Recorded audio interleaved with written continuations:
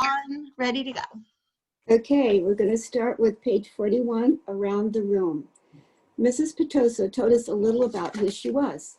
It was boring stuff about where she came from originally and how she always wanted to teach and left her job on Wall Street about 6 years ago to pursue her dream and teach kids. She ended by asking if anyone had any questions, and Julian raised his hand. Yes, she had to look at the list to remember his name. Julian? That's cool about how you're pursuing your dream, he said. Thank you. You're welcome, he smiled proudly. Okay, so why don't you tell us a little about yourself, Julian? Actually, here's what I want everyone to do. Think of 2 things you want other people to know about you. Actually, wait a minute. How many of you came from Beecher's lower school? About half the kids raised their hands. Okay, so a few of you already know each other, but the rest of you, I guess, are new to the school, right? Okay, so everyone think of 2 things you want other people to know about you. And if you know some of the other kids, try to think of things they don't already know about you. Okay? Okay. So let's start with Julian and we'll go around the room. Julian scrunched up his face and started tapping his forehead like he was thinking really hard. Okay, whenever you're ready, Miss Petosa said. Okay, so number 1 is that, do me a favor and start with your name, okay? Mrs. Petosa interrupted. It helped me to remember everyone. Oh, okay, so my name is Julian, and the number 1 thing I'd like to tell everyone about myself is that I just got Battleground Mystic for my Wi-Fi, and it's totally awesome. And the number 2 thing is that we got a table this summer. Very nice. I love ping pong, Petosa. Does it have any questions for Julian? Is Battleground Mystic multiplayer or one kid named Miles? Not those kinds of questions, guys, said Miss Petosa. So how about you? And she pointed to Charlotte, probably because her desk was closest to the front. Oh, sure. Charlotte didn't hesitate for even a second, like she knew exactly what she wanted to say. My name is Charlotte. I have 2 sisters, and we just got a new puppy named Suki in July. We got her from an animal shelter, and she's so, so cute. That's great, Charlotte. Thank you, said Mrs. Petosa. Okay, then, who's next? Lamb to the slaughter. Like a lamb to the slaughter. Something that you say about someone who goes somewhere calmly, not knowing that something unpleasant is going to happen to them. I Googled it last night. That's what I was thinking when Miss Petosa called my name, and suddenly it was my turn to talk. My name is August, I said, and yeah, I kind of mumbled it. What? Asked someone. Can you speak up, honey? Said Miss Petosa. My name is August, I said louder, forcing myself to look up. I have a sister named Via and a dog named Daisy, and that's it. Wonderful, said Miss Petosa. Anyone have questions for August? No one said anything. Okay, you're next, said Miss Petosa to Jack. Wait, I have a question for August, said Julian, raising his hand. Why do you have that tiny braid in the back of your hair? Is that like a Padawan thing? Yeah, I shrugged nodded. What's a Padawan thing, said Miss Petosa, smiling at me. It's from Star Wars, answered Julian. A Padawan is a Jedi apprentice. Oh, interesting, answered Mrs. Petosa, looking at me. So are you into Star Wars, August? I guess, I nodded, not looking up because what I really wanted was just to slide under the desk. What is your favorite? Maybe he. What about Darth Sidious? He's Kim. Okay, guys, you can talk about Star Wars stuff at recess, says Miss Petosa cheerfully. But let's keep going. We haven't heard from you yet, she said to Jack. Now it was Jack's turn to talk, but I admit I didn't hear a word he said. Maybe no one got the Darth Sidious thing, and maybe Julian didn't mean anything at all. Revenge of the Sith gets burned by becomes totally disformed. His skin gets all shriveled up and his whole face just kind of melts. I peeked at Julian and he was looking at me. Yeah, he knew what he was saying. Choose kind. There was a lot of shuffling around when the bell rang and everybody got up to leave. I checked my schedule and it said my next class was English, room 321. I didn't stop to see if anyone else was away. I just zoomed in possible. The teacher, a really tall man with a yellow beard, was writing on the chalkboard. Kids came in laughing and talking in little groups, but I didn't look up. Basically, the same thing that happened in homeroom happened again. No one sat next to me except for Jack, who was joking around with some kids who weren't in our homeroom. I could the other kid liked. He had a lot of friends. People laugh. When the second bell rang, everyone got quiet, and the teacher turned around and faced us. He said his name was Mr. Brown, and then he started talking about what we should be doing this summer. Between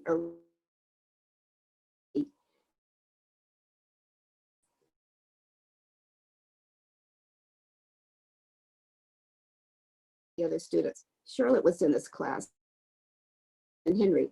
Miles wasn't. Mr. Brown had written on the chalkboard in big block letters, P-R-E-C-E-P-T. Okay, everybody, write this down at the very top of the very page in your English notebook. As we did what he told us to do, he said, okay, so who can tell me what a precept is? Does anyone know?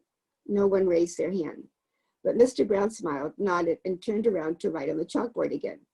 Precepts equal rules about really important things. Like a motto, someone called out. Like a motto, said Mr. Brown, nodding as he continued writing on the board. Like a famous quote, like a line from a fortune cookie. Any saying or ground rule that can motivate you. Basically, a precept is anything that helps guide us when making decisions about really important things. He wrote all that on the chalkboard and then turned around and faced us. So what are some really important things, he asked us. A few kids raised their hands, and as he pointed at them, they gave their answers, which he wrote on the chalkboard in really, really sloppy handwriting. Rules, schoolwork, homework. What else, he said as he wrote, not even turning around, just called things out. He wrote everything everyone called out. Family, parents, pets. One girl called out, the environment. The environment, he wrote on the chalkboard and added, our world. Sharks, because they eat dead things in the ocean, said one of the boys, a kid named Reed, and Mr. Brown wrote down sharks. Bees, seatbelts, recycling, friends. Okay, said Mr. Brown, writing all those things down. He turned around when he finished writing to faces again, but no one's named the most important thing of all. We all looked at him, out of ideas. God, said one kid, and I could tell that even though Mr. Brown wrote God down, that wasn't the answer he was looking for. Without saying anything else, he wrote down who we are. Who we are, he said, underlining each word as he said it.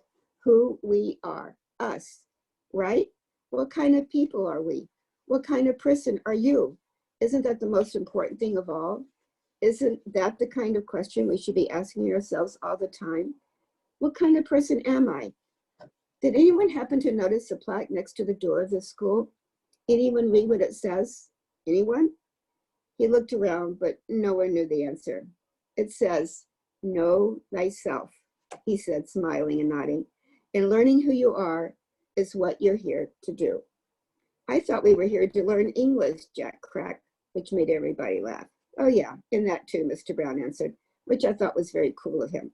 He turned around and wrote in big, huge block letters that spread all the way across the chalkboard, Mr. Brown's September precept. When given the choice between being right or being kind, choose kind. Okay, so everybody, he said, facing us again, I want you to start a brand new section in your notebooks and call it Mr. Brown's Precepts. He kept talking to us as we did what he was telling us to do. Put today's date at the top of the front page, and from now on, at the beginning of every month, I'm going to write a new precept for you, a Mr. Brown precept on the chalkboard, and you're going to write it down in your notebook. Then we're going to discuss that precept and what then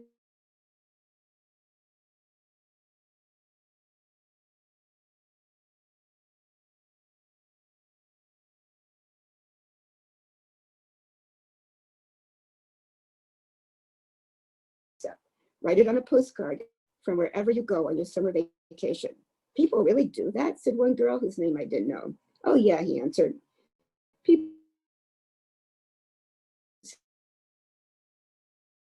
in this school. Actually, he paused and stroked his beard. But anyway, next summer seems like a long way off, I know, he joked, which made us laugh.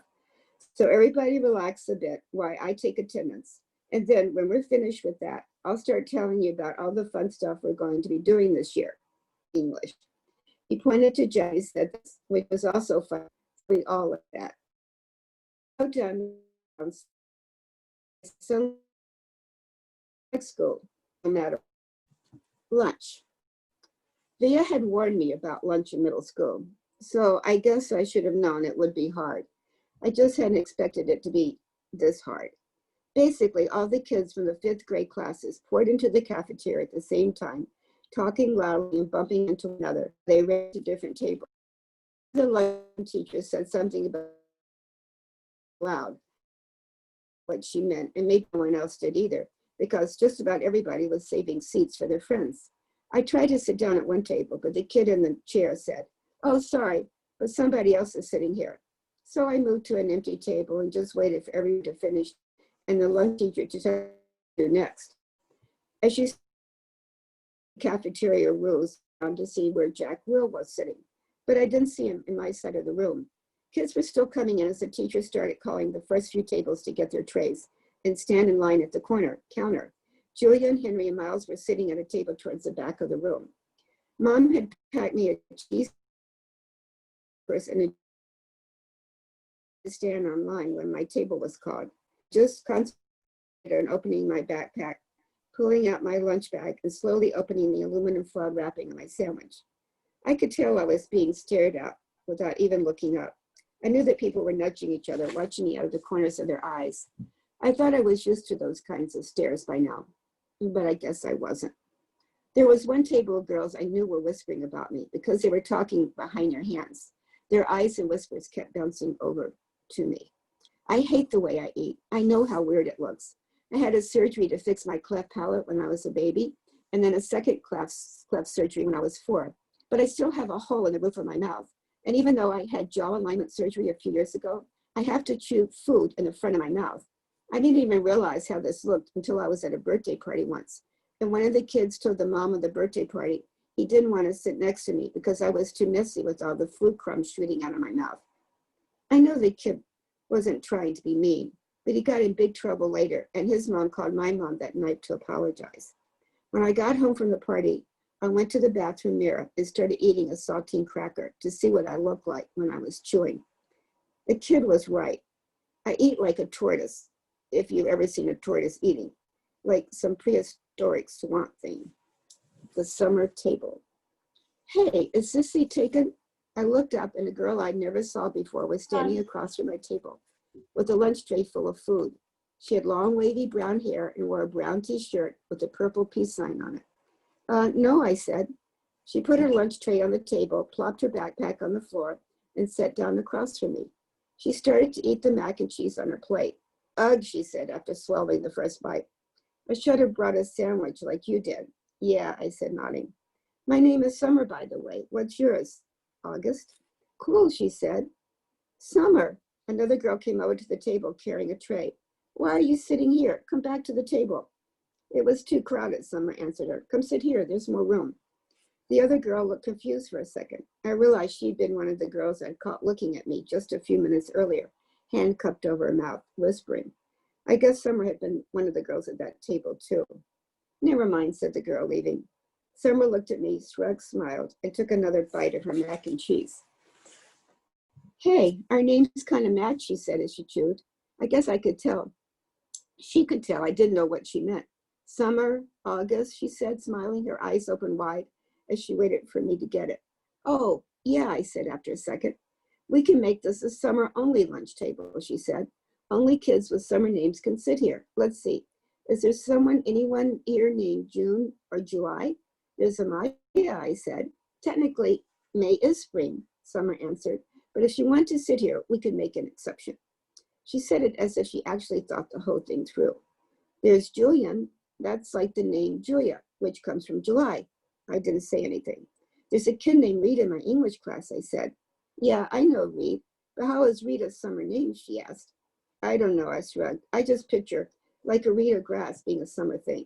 Yeah, okay, she nodded, pulling out her notebook. And Miss Petosa could sit here too. That kind of sounds like the word petal, which I think of as a summer thing too. "I have her for homeroom," I said. "I have her for math," she answered, making a face. She started writing a list of names on the second to last page of her notebook. "So, who else?" she asked. By the end of lunch, we'd come up with a whole list of names of kids and teachers who could sit at our table if they wanted. Most of the names weren't actually summer names, but they were names that had some kind of connection to summer. Even found a way of making Jack Will's name work by pointing out that if you turn his name into a sentence about summer, like Jack will go to the beach, which Summer agreed worked fine. "But if someone doesn't have a summer name and wants to sit with us," she said very seriously, "we'll let them if they're nice, okay?" "Okay," I nodded, "even if it's a winter name." "Cool beans," she answered, giving me a thumbs up. Summer looked like her name. She had a tan and her eyes were green like a leaf. 1 to 10. Mom always had this habit of asking me how something felt on a scale of 1 to 10. It started after I had my jaw surgery, when I couldn't talk because my mouth was wired shut. They had taken a piece of bone from my hip bone to insert into my chin to make it look more normal. So I was hurting in a lot of different places. Mom would point to one of my bandages and I would hold up my fingers to show her how much it was hurting. 1 meant a little bit. 10 meant so much. And then she would tell the doctor when he made his rounds what needed adjusting or things like that. Mom got very good at reading my mind sometimes. After that, we got into the habit of doing the 1 to 10 scale for anything that hurt. Like if I just had a plain old sore throat, she asked 1 to 10, and I'd say 3 or whatever it was. When school was over, I went outside to meet Mom, who was waiting for me at the front entrance like all the other parents or babysitters. The first thing she said after hugging me was, "So how was it? 1 to 10? 5, I said, shrugging, which I could tell totally surprised her. "Wow," she said gently, "that's even better than I hoped for. Are we picking Via up?" "Mariah's mother is picking her up today. Do you want me to carry your backpack, sweetness?" We'd started walking through the crowd of kids and parents, most of whom were noticing me, secretly pointing me out to one another. "I'm fine," I said. "It looks too heavy, Augie." She started to take it from me. "Mom," I said, pulling my backpack away from her. I walked in front of her through the crowd. "See you tomorrow, August." It was Summer. She was walking the opposite direction. "Bye, Summer," I said, waving at her. As soon as we crossed the street and were away from the crowd, Mom said, "Who is that, Augie?" "Summer." "Is she in your class?" "I have lots of classes." "Is she in any of your classes?" Mom said. "Nope." Mom waited for me to say something else, but I just didn't feel like talking. "So it went okay," said Mom. I could tell she had a million questions she wanted to ask me. "Everyone was nice? Did you like your teachers?" "Yeah." "How about those kids you met last week? Were they nice?" "Fine, fine. Jack hung out with me a lot." "That's so great, sweetie. What about that boy, Julian?" I thought about what that Darth Sidious comment, but now it felt like that had happened 100 years ago. "He was okay," I said. "And the blonde girl, what was her name?" "Charlotte." "Mom," I said, "everyone was nice already." "Okay," Mom answered. I honestly don't know, I was kind of mad at Mom, but I was. We crossed Elmsford Avenue and she didn't say anything else until we turned into our block. "So," Mom said, "how did you meet Summer if she wasn't in any of your classes?" "We sat together at lunch," I said. I started kicking a rock between my feet, like it was a soccer ball, chasing it back and forth across the sidewalk. "She seems very nice." "Yeah, she is." "She's very pretty," Mom said. "Yeah, I know," I answered. "We're kind of like Beauty and the Beast." I didn't wait to see Mom's reaction. I just started running down the sidewalk after the rock, which I kicked as hard as I could in front of me. Padawat. That night, I cut off the little braid at the back of my head. Dan noticed first. "Oh, good," he said. "I never liked that thing." Via couldn't believe I cut it off. "That took you years to grow," she said, almost like she was angry. "Why did you cut it off?" "I don't know," I answered. "Did someone make fun of it?" "No." "Did you tell Christopher you were cutting it off?" "We're not even friends anymore." "That's not true," she said. "I can't believe you would just cut it off like that," she said snottily, and then practically slammed my bedroom door as she left the room. I was snuggling with Daisy on my bed when Dad came to tuck me in later. He scooched Daisy over gently and lay down next to me on the blanket. "So, Augie Doggie," he said, "it was really an okay day?" He got that from an old cartoon about a Dasher named Augie Doggie, by the way. He had brought it for me on eBay when I was about 4, and we watched it a lot for a while, especially in the hospital. He would call me Augie Doggie, and I would call him Dear Old Dad, like the puppy called the Dachshund Dad on the show. Yeah, it was totally okay, I said, nodding. You've been so quiet all night long. Well, I guess I'm tired. It was a long day, huh? I nodded.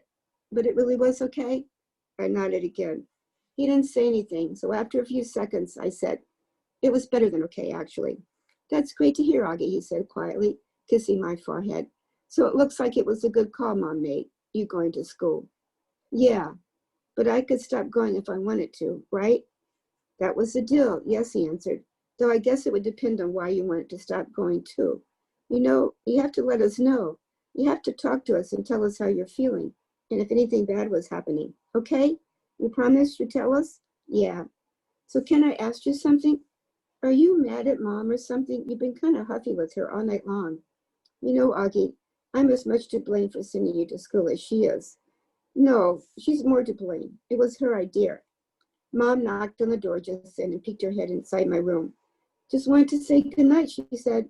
She looked kind of shy for a second. Hi, Mama, Dad said and picked up my hand and waved it at her. Heard you cut off your braid, Mom said to me, sitting down at the edge of the bed next to Daisy. Not a big deal, I answered quickly.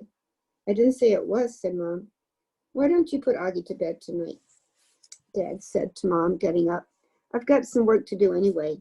Good night, my son, my son. That was another part of our Augie doggy routine, though I wasn't in the mood to say good night, dear old Dad. I'm so proud of you, said Dad, and then he got up out of the bed. Mom and Dad had always taken turns putting me to bed. I know it was a little babyish of me to still need them to do that, but that's just how it is with us. Will you check in on Via, Mom said to Dad as she lay down next to me. He stopped by the door and turned around. What's wrong with Via? Nothing, said Mom, shrugging. At least that she would tell me. But first day of high school and all that? Said Dad. And then he pointed his finger at me and winked. So it's something with you kids, isn't it? Mom, Dad repeated. Good night, guys. So he closed the door. Mom pulled the book she'd been reading out for me the last couple of weeks. I was relieved because I really was afraid she wouldn't talk, and I just didn't feel like doing that. But Mom didn't seem to want to talk either. She just flipped through the pages until she got to where we left off. We were halfway through The Hobbit. Stop, stop, shouted Thorin, said Mom, reading it loud.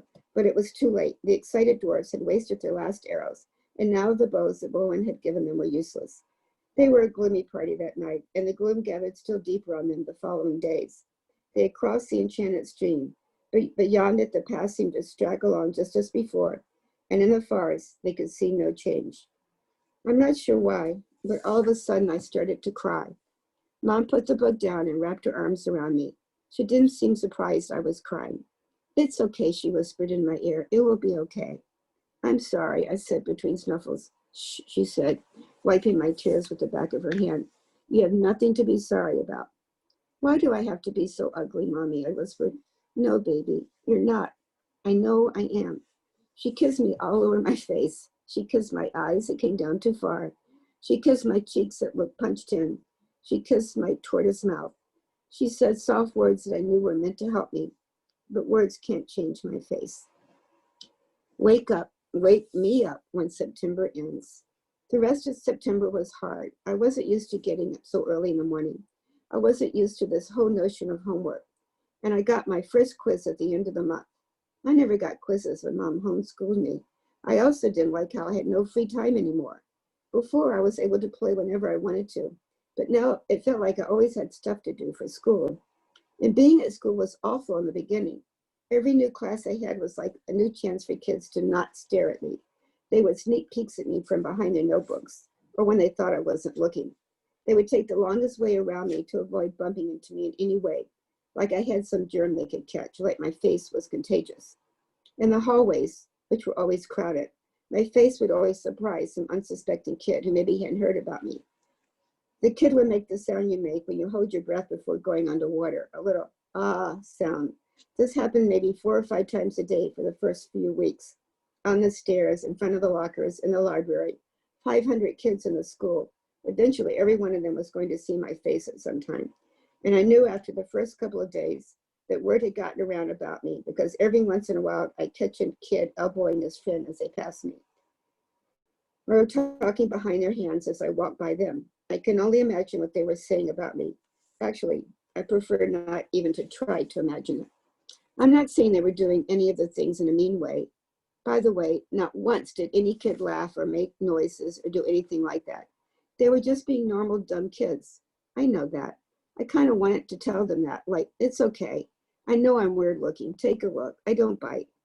Hey, the truth is, if a Wookiee started going to school all of a sudden, I'd be curious. I'd probably stare a bit. And if I was walking with Jack or Summer, I'd probably whisper to them, hey, there's a Wookiee.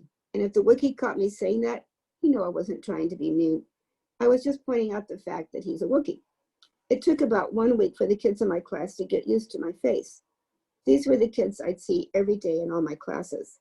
It took about 2 weeks for the rest of the kids in my grade to get used to my face. Those were the kids I see in the cafeteria, yard time, PT, music, library, computer class. It took about a month for the rest of the kids in the entire school to get used to it. These were the kids in all the other grades. They were the big kids, some of them. Some of them had crazy haircuts. Some of them had earrings in their noses. Some of them had pimples. None of them looked at me or looked like me. Jack will. I hung out with Jack in homeroom, English, history, computer, music, and science, which were all the classes we had together. The teachers assigned seats in every class, and I ended up sitting next to Jack in every single class. So I figured either the teachers were told to put me and Jack together, or it was a totally incredible coincidence. I walked to classes with Jack too. I know he noticed kids staring at me, but he pretended not to notice.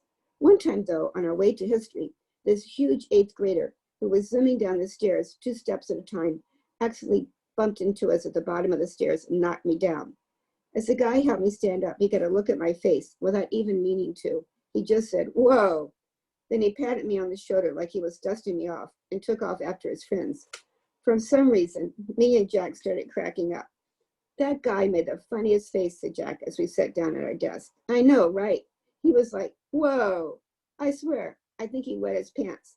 We were laughing so hard that the teacher, Mr. Roche, had to ask us to settle down. Later, after we finished reading about the ancient Cimarrons, how they built sundials, Jack whispered, do you ever want to beat those kids up? I shrugged. I guess. I don't know. I'd want to. I think you should get a secret squirt gun or something and attach it to your eyes somehow. And every time someone stares at you, you could squirt them in the face.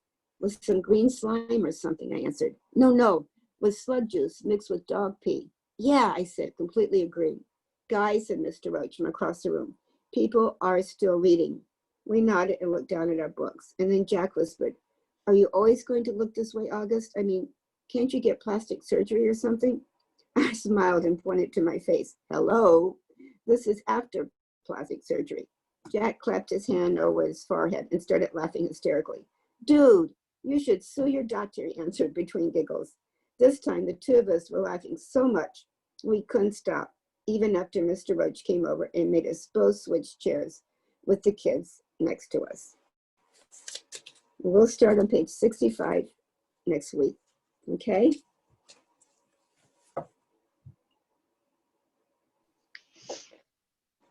Thank you, Bobbi. That was really wonderful reading. Yeah. Thank you.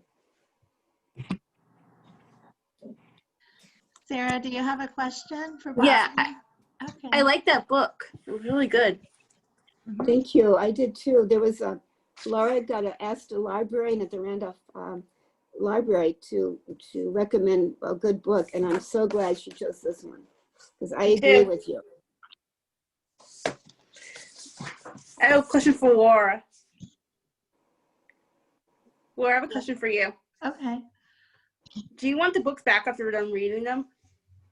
That's such a good question. I think it would be nice if you gave the books back in case we ever have another book club and we could share them with others.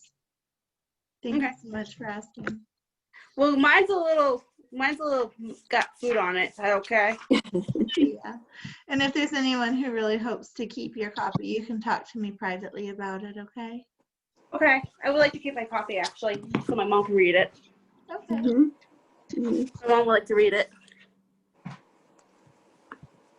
Does anybody else have any questions about today's reading from Bobbi?